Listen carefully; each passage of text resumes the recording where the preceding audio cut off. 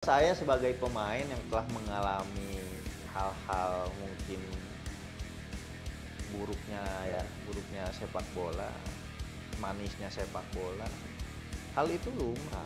Ketika gaji pemain tidak dibayar, ditunda, akhirnya masuk bandar judi. Itu yang bahaya. Ini ada klub-klub kita yang main kayak gitu. Kalah, ternyata ada potensi mau dijual. Sebenarnya kalau ngobrol sepak bola mah, Bung, nggak usah serius-serius amat. Serius. Iya, kalau serius capek. Mendingan bercanda aja. Serius. Nah, kalau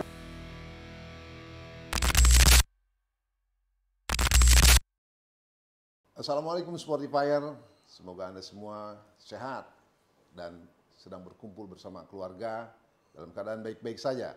Podcast Sportify kali ini bertopik membongkar uang panas dan tunggakan gaji Liga Indonesia.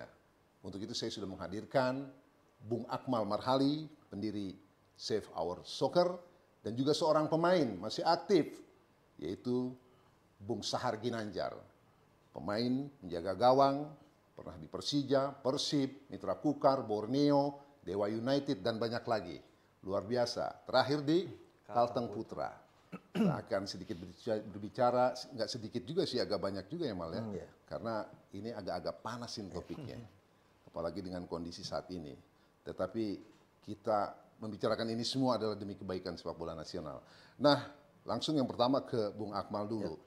Bung Akmal, kalau ada frasa yang saya bilang tadi, topiknya adalah membongkar masalah uang panas quote unquote dan tunggakan gaji Liga Indonesia, apa yang ada dalam pikiran Anda? yang pertama ini uang setan dimakan setan. Ngeri kali. Iya, karena ini kebiasaan yang dibiarkan yang akhirnya jadi pembenaran. Ada hal-hal yang kemudian tidak sesuai aturan tapi tidak ada hukuman atau sanksi yang diberikan atau regulasi yang dibuat. Kalau bicara masalah uang panas, transfer pemain dan sebagainya, ini bukan hal yang baru dan juga bukan hanya di Indonesia.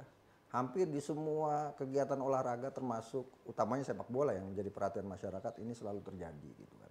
Ada apa namanya istilahnya uang gratifikasi lah yang bisa diberikan oleh seorang pemain, entah itu kepada kalau agen itu memang udah ada aturannya. Sekarang dulu 20%, sekarang sudah turun jadi 10%. Tapi kemudian kepada manajemen atau kepada pelatih atau kepada orang-orang yang ada di lingkaran sepak bola, ini kan kebiasaan yang sebenarnya tidak boleh dilakukan. Tapi di Indonesia kan lazim, istilahnya ngasih uang tip lah gitu. Di Indonesia kan ngasih uang tip.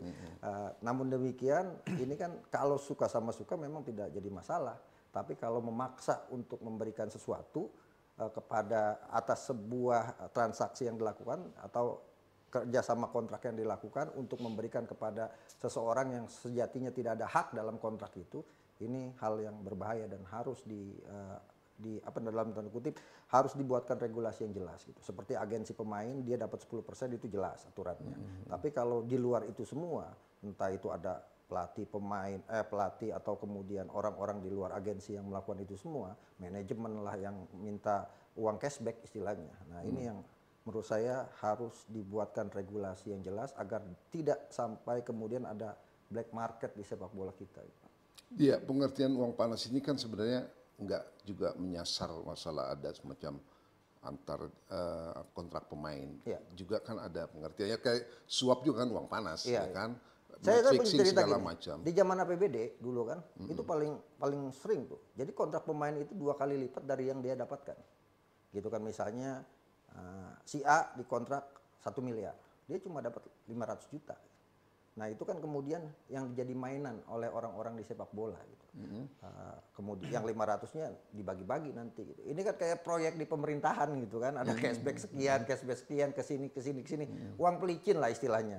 Dan ini kan sebenarnya di tengah sepak bola profesional yang saat ini sebagai entiti komersial, ini sudah tidak lazim. Karena perusahaan semua uang yang dikeluarkan itu harus ada pertanggungjawabannya, istilahnya harus ada kwitansinya. Nggak ada uang-uang pelicin dan sebagainya.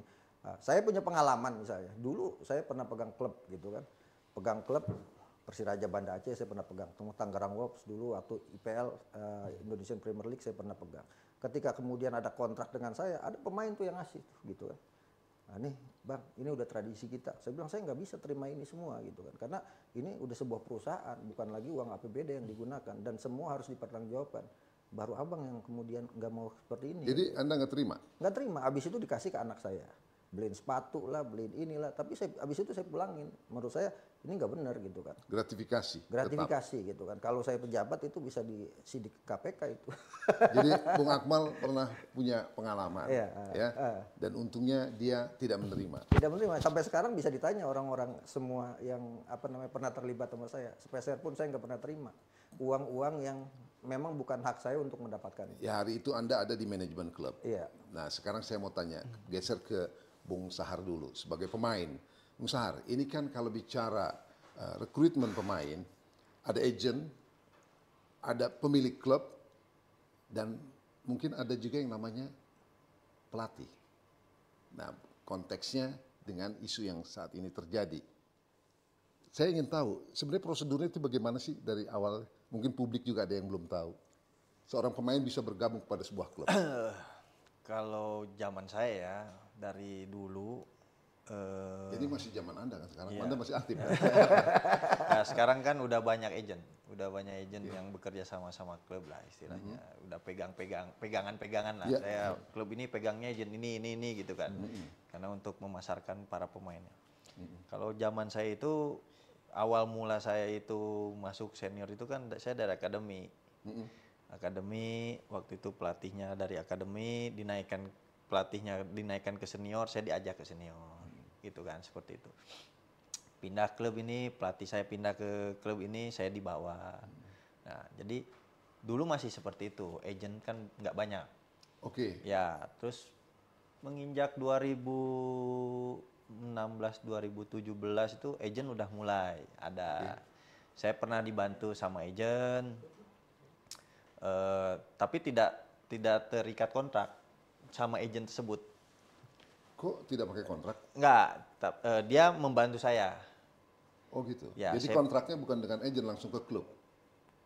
Enggak, jadi si agent ini membantu saya untuk mendapatkan klub. Iya. Jadi saya cuman secara bicara aja, Bang cariin klub. Middleman dong? Ya, tapi tidak terikat dengan. Ya tidak ada dengan agent kontraknya. Betul. Artinya gitu yang kan. berkontrak dengan klub adalah langsung? Saya sama klub, Oke. tapi si agent ini yang mencarikan. Oh, tetap prosedurnya kita harus memberikan fee sebagai balas budi, dia udah kasih gitu. Dia bicara dari awal, nanti kalau kamu udah keterima tanda tangan dapat DP, jatah saya 10% dari Si middleman ini? Betul, seperti itu. Nah, itu zaman saya seperti itu. Kasus belakangan ini itu kenapa? Nah, kalau Menurut itu Anda? Kalau itu saya sih kurang paham ya, cuman kalau saya sebagai pemain misalkan dibawa oleh salah satu pelatih gitu kan. Terus dia bilang, "Saya ajak kamu ya Sarya, nanti saya rekomendasiin ke manajemen bla bla bla." Itu dengan nominal kontrak sekian, nanti kamu nego sendiri, misalkan negosiasinya saya nggak ikut campur. Manajemen sama pemain nego. Nah, setelah deal terserah Sahar. Misalkan seperti itu. Kita sebagai pemain ada rasa ingin berterima kasih terhadap pelatih tersebut. Yang membawa. Karena mau nggak mau kita harus berterima kasih. Entah itu terima kasihnya dengan kita memberikan prestasi yang baik buat tim, ataupun kita memberikan sedikit bingkisan atas sedikitnya kita berterima kasih kepada pelatih tersebut, itu hal lumrah. Lumrah. Sebenarnya.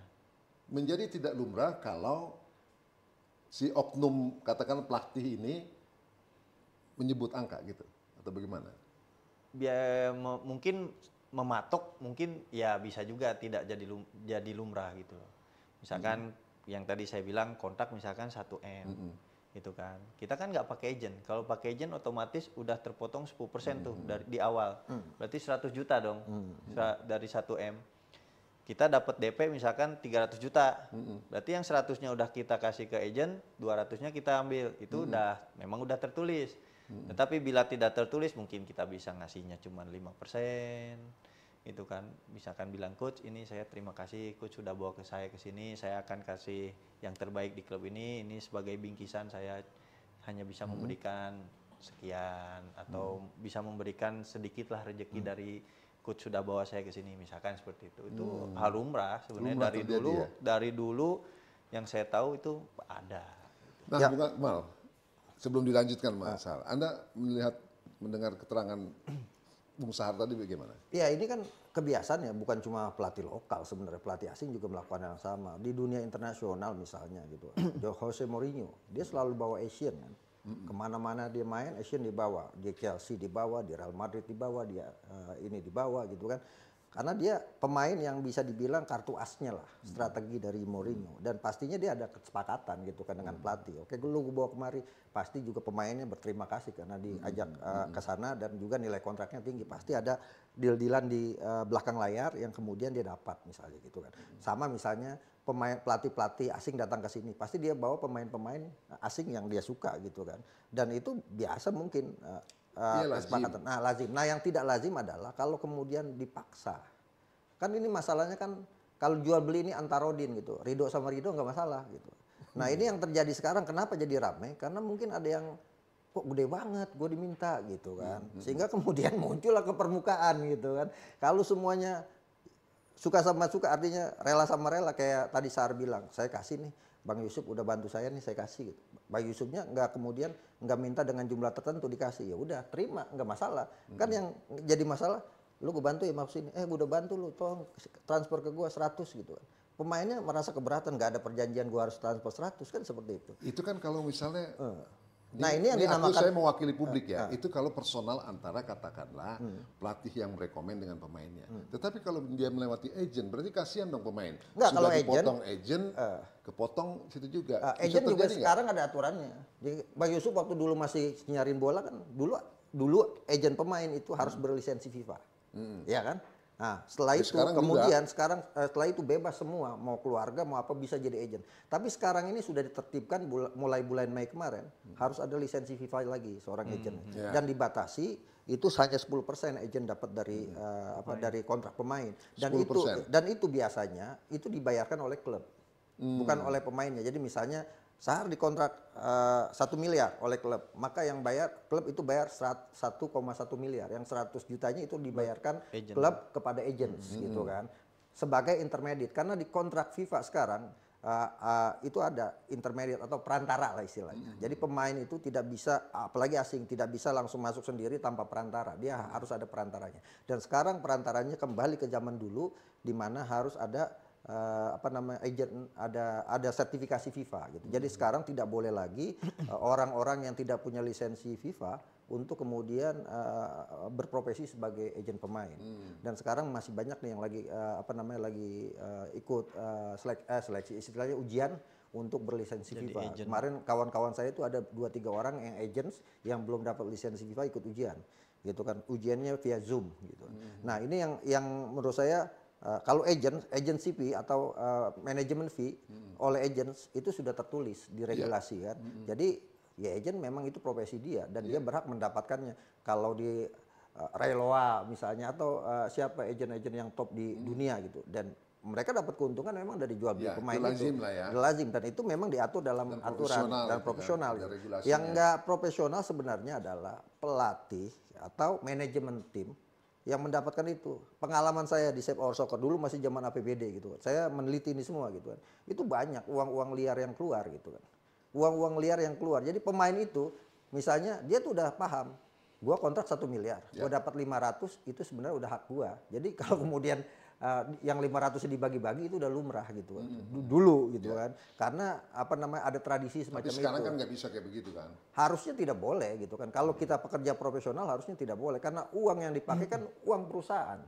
Yang semua pertanggungjawabannya kan harus jelas gitu kan. Kalau dulu kan pakai uang APBD, kurang tinggal supporter suruh demo gitu kan. Sehingga ada tambahan lagi pemain. Nah, ini yang menarik. Selain itu juga gitu kan.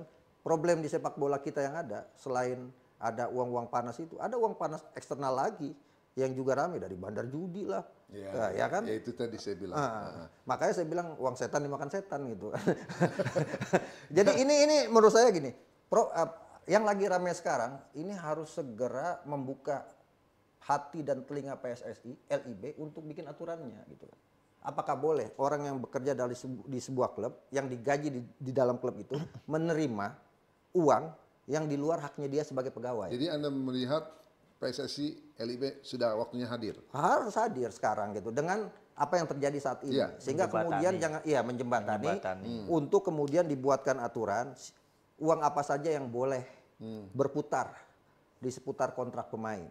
Apakah boleh uang terima kasih itu berputar gitu kan? Apakah boleh kemudian uang perantara, bukan agent ya, uang perantara berputar? Apakah boleh uang cashback berputar gitu kan? Nah, ya pastinya nggak boleh lah kalau cashback gitu lah. Iya kan ada juga nih saya pengalaman ada pemain juga. Tapi gitu. kalau Birido itu yang Anda bilang tadi.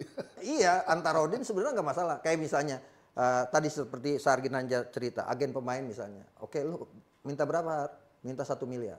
Dia ke klub itu, Sar mau 1,2 gitu kan. Ini pemain gua 1,2. Kan dia dapat 200, Sar sebenarnya dapat 100, tapi kan itu udah kesepakatan. Lu 1 ya, selebihnya untung gua, gitu. Selain dia juga akan dapat dari manajemen 120 juta gitu kan. Jadi sebenarnya kerja agen tuh enak gitu. Agen pemain, kenapa? Agen pemain kerjanya cuma 3 kali, awal musim, tengah musim, akhir musim. Untuk dapat itu semua. Nah, itu kan yang resmi. Yang tidak resmi, dulu zaman APBD saya ingat banget tuh. Segini ya ditulis, nanti cashbacknya gini. Jadi kan uang dulu itu kan uang APBD yang kemudian dibayarkan, masuk ke rekening pemain, nanti pemain itu dari rekeningnya kasih ke orang itu tiap bulan. Dan dulu itu ya? ada, iya gitu. Nah sekarang, saya meyakini sekarang itu juga masih ada seperti itu.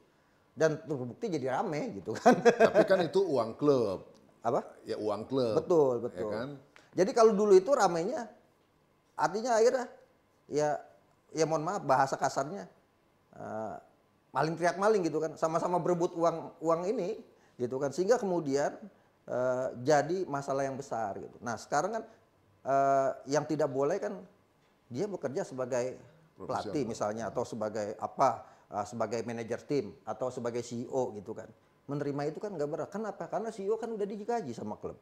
Nah itu makanya saya mau kan? tanya Bung Sar, ini kan ada agent, ada pemain, ada manajemen klub, kan? Dan di samping itu juga kan ada pelatih. Nah, dalam pengalaman ada direktur Anda, teknik juga. Ya, ada direktur teknik. Dalam pengalaman Anda nih, sebuah klub menginginkan pemain itu kadang sepenuhnya diserahkan pelatih untuk nyari, kadang memang klub sudah menentukan kan, saya mau pemain yang dengan kriteria ini, namanya si ini. Ada pelatih yang terima jadi gitu kan, tapi ada juga pelatih kan yang merequest, benar kan? Betul. Nah pengalaman Anda coba bisa diceritakan. Di situ juga kan ada agent gimana? Dari beberapa saya main klub ya, main bola di klub-klub ada yang bermacam-macam. Jadi bermacam-macamnya dalam arti macam pertama apa? Yang satu kita direkrut oleh klub tanpa skema dari pelatih. Misalkan ya memang si klub ini maunya pemain ini. Mungkin mereka merekrut nama-nama pemain ini untuk mungkin branding timnya kan, untuk segala hal lah. Ada yang pelatih yang memang dia menginginkan materi pemain ini. Jadi dia sendiri yang ngambil. Dia nyodorin ke manajemen, saya mau butuh pemain misalkan 11 pemain ini. Tapi kan nanti gimana ACC-nya dari tim? Dari manajemen klub? Iya, kalau kata manajemen, saya juga bawa pemain ini gitu. Mungkin dari 11 saya cuma bisa bawa 7. Ada juga yang seperti itu. Ada juga yang menyerahkan 100% total ke pelatih gitu, yang harus direkrut siapa aja silahkan. Nah, contohnya sekarang mungkin seperti Persija ya. Ya kan di statement timnya, statementnya manajernya bilang, saya akan menyerahkan semuanya keputusan kepada pelatih untuk memboyong semua pemain. Karena pengalaman saya tahun kemarin kita yang boyong, tapi hasilnya jadi, nah seperti itulah. Contoh itu hanya contoh ya, itu hanya contoh. Jadi semua bermacam-macam. Itu hal-hal perekrutan pemain itu ada yang banyak modelnya ya. Banyak modelnya, ada yang itu manajemennya yang mau pemainnya, entah itu karena kedekatan lah, atau entah kenal kah. Tapi ada yang segi dari pelatihnya yang mau ngambil karena dia punya tanggung jawab gitu loh. Karena kan sebenarnya jadi pelatih itu berat. Saya kesini memahami sekarang itu jadi pelatih itu seperti apa. Dulu saya mungkin jujur ya Bang ya, dulu saya sama pelatih banyak berantem kalau saya nggak main. Jujur Kenapa? saya, Kenapa? sehingga saya banyak nggak disukai pelatih. Tapi kesini setelah saya dewasa, Oke. saya mengerti. Karena apa? Pelatih itu kan kadang pas awal mula dikontak dia punya target nih. Kamu 7 pertandingan nggak sesuai target, kita pecat. Tapi pemain 7 kali main kalah terus nggak dipecat. Kan seperti itu. Kesini-sini saya memahami itu. Oh iya, jadi pelatih itu berat, nggak gampang. Begitu pula pemain yang direkomendasi pelatih kan pasti dievaluasi ya. Betul, ada evaluasinya, tapi pemain itu akan dievaluasi setelah setengah musim. Oke. Tidak bisa baru 7 pertandingan langsung dievaluasi, nggak bisa. Mungkin dievaluasi 7 pertandingan, ya mungkin jadi cadangan gitu. Seperti itu mungkin, tapi kalau untuk evaluasi dicoret, diganti itu nunggu setengah musim. Begitu pula ketika katakanlah pemain itu kebanyakan dari rekomendasi manajemen klub. Tanggung jawab menjadi lebih bebannya ke manajemennya ya. Betul. Karena pemain kebanyakan dia yang rekrut. Betul, beda kalau pelatih yang rekrut. Kalau pelatih yang rekrut, ya tanggung jawabnya ada di pelatih semua. Ya, kalau di luar negeri itu istilahnya manager coach. Jadi langsung pelatih sebagai manajer juga. Nah, di kita ini yang jadi ribut adalah manajer sendiri, pelatih sendiri. Ada klub yang kemudian manajer rekrut pemain dulu, baru datengin pelatih. Ya kan? Akhirnya nggak sesuai dengan ekspektasi pelatih karena pelatih punya strategi yang apa yang akan diterapkan di lapangan, dan ternyata pemain yang direkrut oleh manajemen ini tidak sesuai dengan strategi pelatih. Akhirnya muncul konflik di situ. Karena itu di aspek klub profesional saat ini kan ada 5 tuh. Salah satunya adalah aspek finansial, legal, kemudian aspek infrastruktur, kemudian Pembinaan. SDM dan sporting, pembinaan. Nah, aspek SDM ini nih yang sekarang harus dibenahi oleh PSSI. Ini Anda ngomongin club licensing ya? Iya, club license. Karena apa? Ini SDM ini yang paling penting. Jadi sekarang sudah waktunya sebenarnya untuk memutus birokrasi yang terlalu panjang yang memunculkan selalu konflik dalam klub. Manajer coach itu disatukan aja. Kayak Manchester United, Alex Ferguson kan manajer coach, Arsene Wenger manajer coach. Sehingga ketika dia melatih, nah dia tuh udah paham untuk siapa pemain yang gue mau beli gitu kan. Nah, tinggal kemudian manajemen klub menyiapkan uang. Nah, kan jadi kan diskusinya adalah gue pengen pemain ini. Oke, gue punya budget segini. Kalau emang itu bisa, ya udah. Oke, gitu kan kita terima. Tapi kalau budgetnya lebih, ya kita harus pikir-pikir, dan itu yang terjadi. Karena sekarang itu di Liga 1 juga udah mulai diterapkan istilahnya financial fair play atau salary budget gitu kan, 50 miliar. Jadi kontrak Salary pemain cap. salary cap. Jadi satu musim itu maksimal pemain itu pembiayaan untuk kontrak pemain dan gaji pemain itu 50 miliar. Kalau lebih dari itu melewati batas ambang batas yang di ini klub itu harus dikenakan sanksi. Gitu. Prakteknya gimana di kenyataannya, Bung Sahar? Tapi yakin tuh Bang. Saya juga nggak yakin karena pada akhirnya ada kontrak di bawah tangan. Istilahnya pemain ini kontraknya 1,2 miliar gitu kan. Yeah. Tapi akhirnya ditulis 1 miliar. Ya kan kenapa? Untuk menjaga Laporan ke atas kan. agar tidak melampaui salary budget itu gitu kan. Ini ruangan lagi yang bisa memunculkan konflik di sepak bola kita gitu. Sebenarnya kalau ngobrol sepak bola mah Bung nggak usah serius-serius amat. Ini serius. Iya, kalau serius capek. Mendingan bercanda aja. Serius. Nah, kalau gitu bercanda apa lagi yang ada dari Anda? Misalnya gimana? Berkaitan dengan quote-unquote uang panas yang beredar ketika pemain direkrut oleh manajemen klub. Intinya saya sebagai pemain yang telah mengalami hal-hal mungkin buruknya sepak bola, manisnya sepak bola. Hal itu lumrah. Yang tidak lumrah itu yang tadi dibilang, di saat kita ada yang seperti ini contoh ini ya. Kita ditolong nih sama salah satu misalkan pelatih untuk masuk tim itu. Saya bawa kamu ya ke sini gitu kan. Terus saya tanda terima kasihnya kita berilah misalkan. Ya, Tidak sesuai ekspektasi. Mungkin si pelatih itu kok tidak sesuai ekspektasi, akhirnya pemain itu cadangan, nggak pernah dimainin. Itu hal-hal begitu tuh. Biasanya ada juga gitu. Cuman kan it's okay kalau saya yang udah ngalamin hal itu, lebih baik kita ngomong dari awal. Pernah ngalamin ya? Pernah. Maksudnya ngomong aja dari awal gitu. Saya bawa kamu ya ke sini. Jatah saya 10% ya gitu. Udah simple. Kita kan gimana? Agent nggak pakai. Otomatis kita ngarepin pelatih yang bawa. Nah, mendengar cerita Anda berdua tadi, sepertinya ada kezoliman yang menjadi kelaziman. Nah, cuma permasalahan gini, yang Gimana yang paling gak enak itu pemain lokal. Ya kan? Kalau pemain asing dia bisa main ke klub lain. Pemain lokal nih kadang-kadang kalau dia ini tegas sedikit terhadap semua regulasi yang ada, nggak bisa main di sini. Di blacklist sama semua klub. Itu banyak yang terjadi seperti itu. Tolonglah bang, gitu kan. Maksudnya Lokal iya, tuh. iya lokal. Kayak saya. Abang jangan terlalu terbuka, Bang. Ini bukan, Katanya artinya jangan- banyak katanya jangan pengalaman-pengalaman. serius-serius tadi. Enggak, karena gini, Ini nggak serius makanya. Kita karena buka gini, aja. SOS, Dosek Power Soccer, awal musim, akhir musim, selalu dapat curhatan pemain kayak gitu kan. Artinya jangan ngomongin tunggakan gaji dulu, Mal. bukan masalah tunggakan gaji, ini masalah itu agent fee dan sebagainya. Bahkan agen-agen pemain banyak juga yang agent fee-nya belum dibayar, gitu kan. Dia misalnya dapat di awal musim 10%, tapi kemudian manajemen klub, tapi kita nggak bisa bayar semua nih. Kita bayar dulu 10%, bertahap. Sampai akhir musim pun agent Belum Bang, lunas. ya, kemarin ada kawan saya datang, Bang, saya ke Jakarta nginep ya. Kenapa? Mau nagih tunggakan agent fee gitu. Berapa? 500 juta loh. Jadi yang tertunggak bukan masalah gaji doang.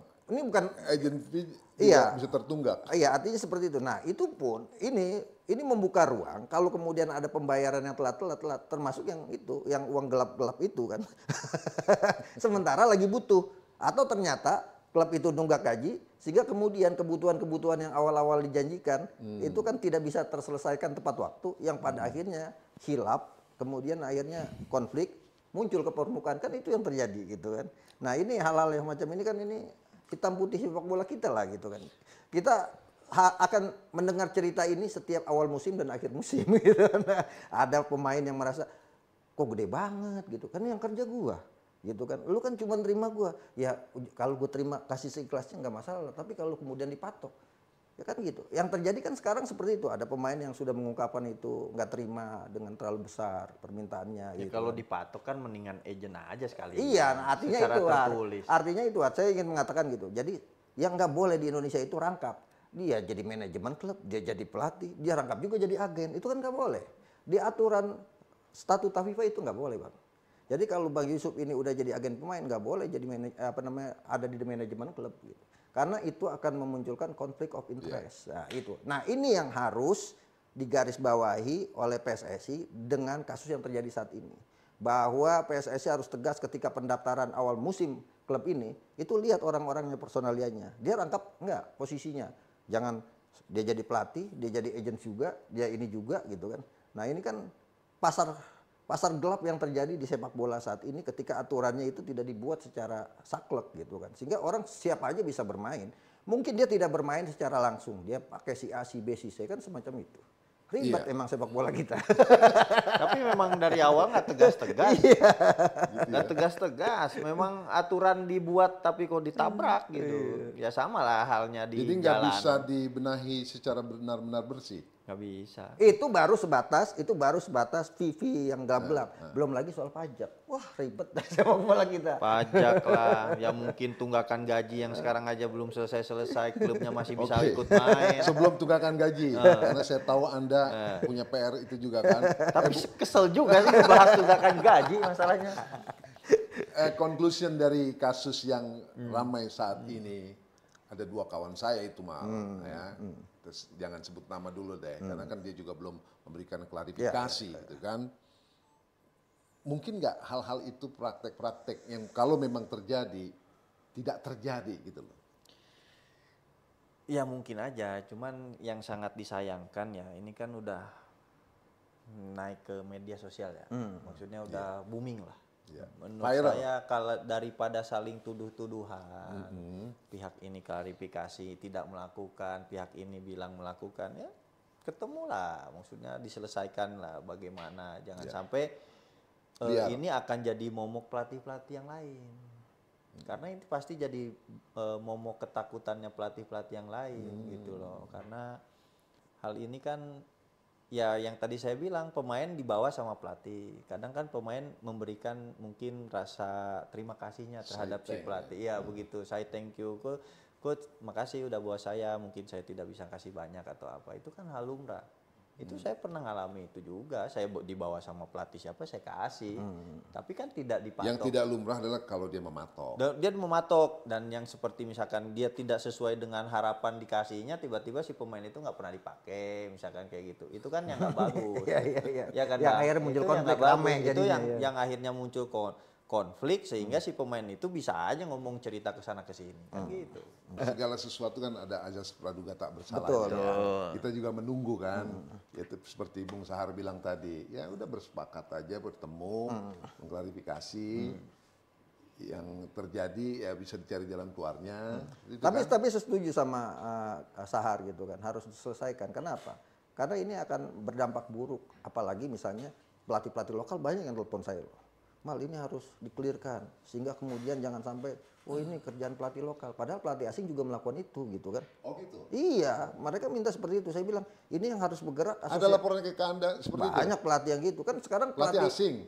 pelatih lokal gitu kan. Kan pelatih lokal sekarang posisinya tersudut, Bang. Tersudut kenapa? Sekarang Liga 1. Tadi yang dibilang pelatih asing juga melakukan. Iya, ada juga kan Ya biasa kan, kalau aja, pelatih asing kan contoh lah sekarang. Pelatih asing dengan kuota asing Liga 1 8. Terus si pelatih itu disuruh sama Manajemen. CEO tim, kamu cari pemain sendiri. Saya serahkan semuanya ke kamu, saya percaya kamu misalkan. Terus dia telepon, kamu mau ke sini nggak? Ke sini nanti adalah obrolan. Nanti saya berapa persen. Kalau nggak ngomong gitu, si pemainnya yang kayak yang saya tadi bilang ada tanda terima kasih. Kan ada yang seperti itu. Oh, udah otomatis. Ini nggak kelar. Nggak akan sejam 2 kelar. jam ini Ini kita ngomongin ya. sebulan. Tapi ya tadi sudah waktunya nggak PSSI turun hadir Iya. menengahi PSSI soal- harus hadir membuat aturan. Uang-uang apa saja yang boleh berputar di ekosistem sepak bola kita dan uang-uang apa yang tidak boleh berputar di sana. Profesi harus jelas. Jadi ketika kemudian kompetisi mulai, orang-orang semua harus sudah bekerja sesuai dengan bidangnya masing-masing. Baik. Untuk dapat fee pemain dari pemain itu tugasnya agen gitu kan. Jangan kemudian diambil alih sama manajemen lah, sama pelatih, sama yang lain gitu kan. Kemudian pelatih ya tugasnya melatih dan menyiapkan tim ini untuk bersaing dengan ketat. Kemudian ketika dia mengajukan pemain, ya itu didiskusikan sama manajemen. Nah, manajemen menyiapkan anggaran. Kan misalnya ada 10 pemain yang diminta, wah ini melampaui anggaran kita nih, nggak bisa. Ya akhirnya pelatih nggak mendapatkan itu dan saya pikir itu yang bagus gitu kan. Itu yang udah terjadi di luar negeri kan. Ketika misalnya minati ini tetapi nggak bisa diambil karena ternyata tidak sesuai dengan jumlah uang yang didapatkan. Yang menurut saya harus digarisbawahi, PSSI dan LIB harus buat aturan, itu yang pertama. Yang kedua, klub juga harus tegas dalam kaitannya dengan anggaran belanja pemain. Jangan sampai besar pasak daripada tiang yang akhirnya di tengah jalan nunggak gaji karena cuma masalah gengsi. Nah ini kita bisa masuk ke sini. Oke, menunggak gaji. Emang Anda punya catatan apa? Ya saya sih bukannya nggak tahu, tapi kan saya kadang-kadang perlu mewakili publik ini. Ada apa dengan tunggakan gaji? Tunggakan gaji ini adalah kejadian yang hampir setiap tahun terjadi. Tahun ini saja utang gaji pemain itu mencapai 8,06 miliar.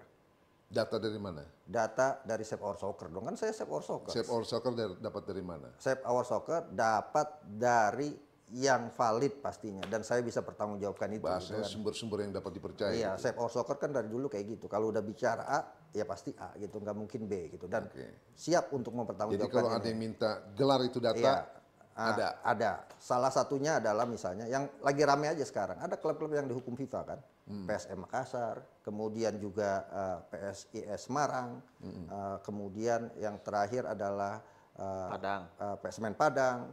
Ada Persik Kediri kemarin tapi sudah diselesaikan oleh manajemen Persik Kediri. Ada bahkan sampai kemudian yang sekarang ganti nama jadi Persikat Depok, Sumut United.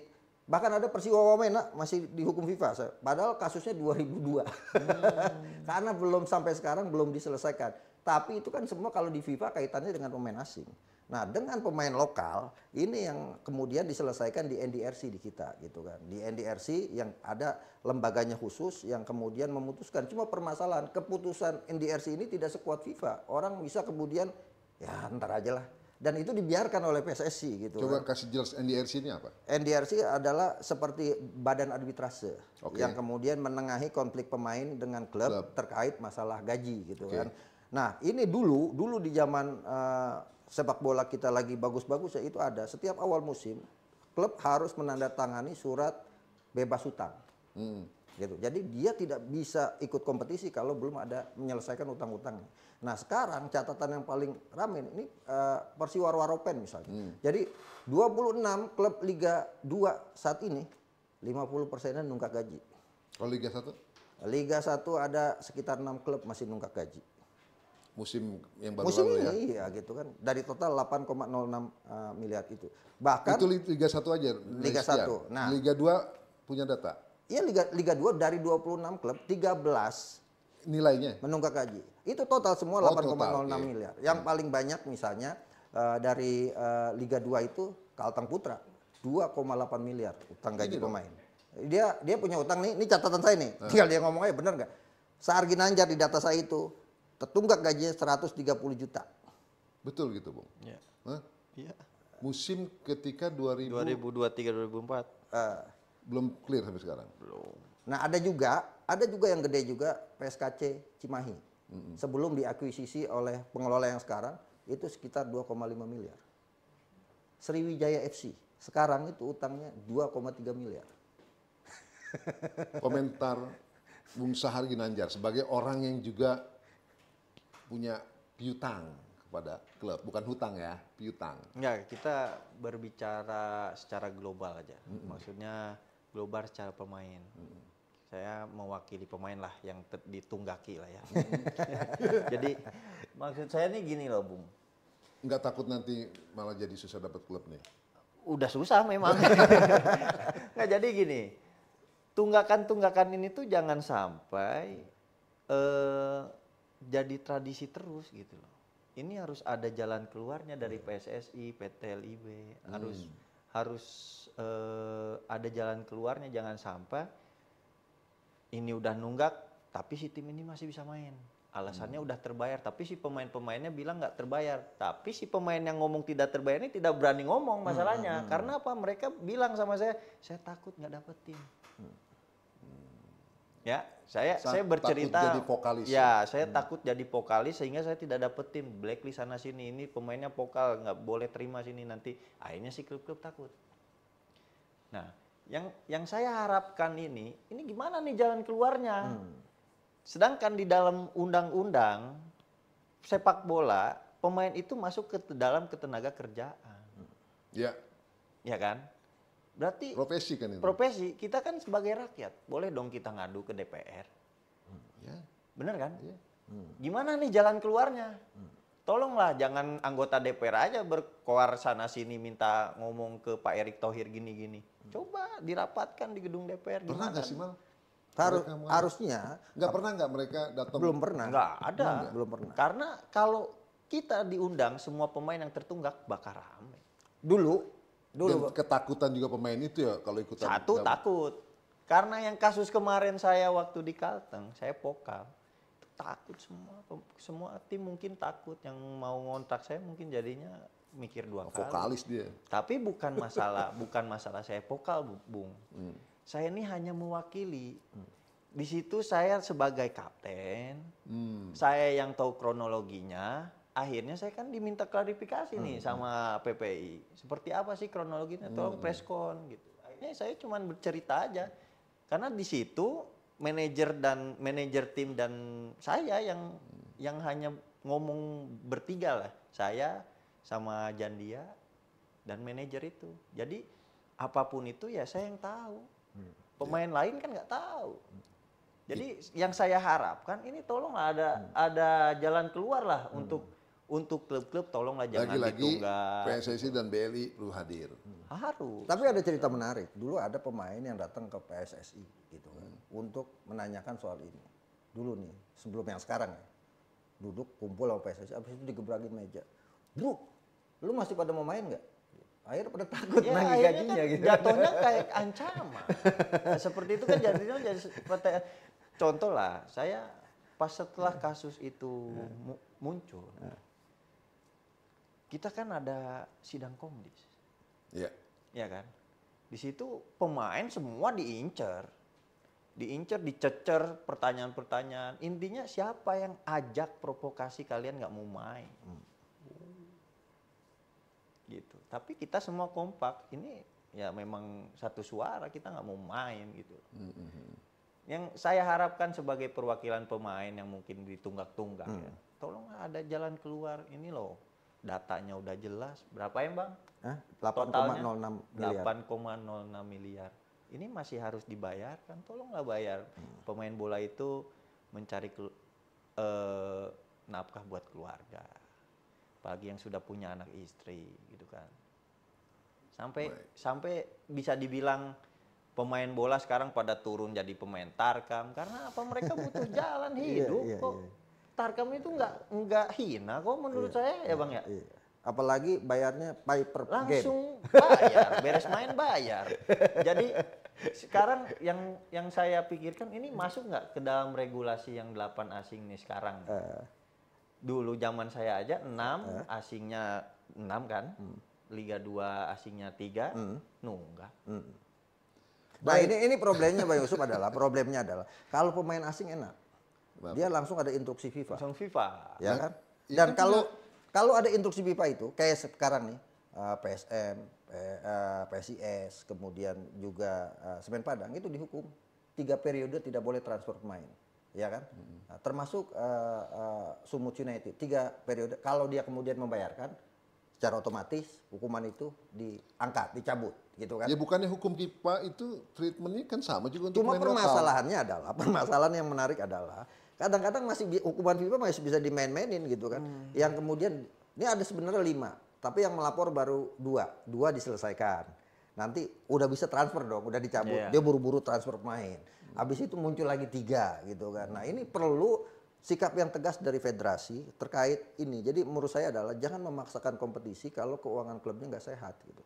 Ya. Nah ini kan problem yang terjadi sepak bola kita itu untuk main asing. Kayak misalnya kasus Persija, Simic kan, Simic kemudian ke FIFA dieksekusi oleh FIFA 24 miliar Persija harus bayar ke Simic. Padahal sebenarnya dua musim lalu ya. Iya, padahal sebenarnya kalau mau digaji Simic itu cuma sekitar 2 miliar gitu. Tapi dengan segala bonus yang sanksi ini keterlambatan bunga dan sebagainya 24, akhirnya win-win solution Persija ambil, ya udahlah gue balikin lagi Simic jadi pemain gue, tidak sesuai kebutuhan. Kemudian yang nggak enak itu adalah menurut saya adalah pemain lokal, karena kekuatan hukumnya tidak mengikat pada akhirnya. Kenapa? Karena tidak profesional itu. NDRC udah ngambil keputusan bahwa klub ini harus membayarkan, tapi masih ada akhirnya bisa main di bawah meja, ya udahlah daftar dulu daripada nggak ikut kompetisi gitu kan.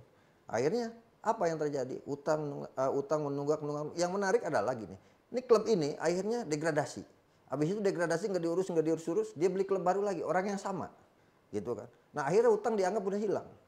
Contoh, Kalteng Putra itu dihukum 500 juta karena tidak menyelesaikan kompetisi. Dan itu harus dibayarkan, gitu kan.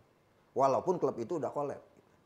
Kalau tidak, ya harus dihukum. Ada kan undang-undang niaga soal pilot.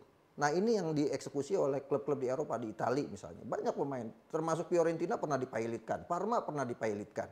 Nah di kita ini nggak dilakukan itu. Padahal itu harusnya dilakukan. PSSI, LIB melihat, oh ini klub ternyata punya utang, misalnya Kalteng Putra. Harus dipilotkan dulu gitu. Kemudian aset-asetnya dijual untuk bayar gaji pemain. Secara maaf Bang Akmal, secara profesionalisme klub kan dia naungannya PT. Iya. Benar kan? Tapi banyak juga klub yang PT-nya bodong. Iya, nah itu kan problemnya. Ya kan? Gitu. Akhirnya si klub nggak bisa bayar, mau dipilotkan PT-nya bodong. Cuma nama doang PT dibuat didaftarin. Masa nggak ada legal standingnya? Nah, kan yang klub saya yang kemarin kan kita cari tahu, bodong. Nah yang problem adalah ketika gaji pemain tidak dibayar, ditunggak, akhirnya masuk bandar judi. Itu yang bahaya. Ini ada klub-klub kita yang main kayak gitu. Kalah, ternyata ada potensi mau dijual. Nih 19 pemain, nih saya cerita Persika Subang. Saya fair-fairan aja ngomong ini. Pemainnya nggak dibayar tuh.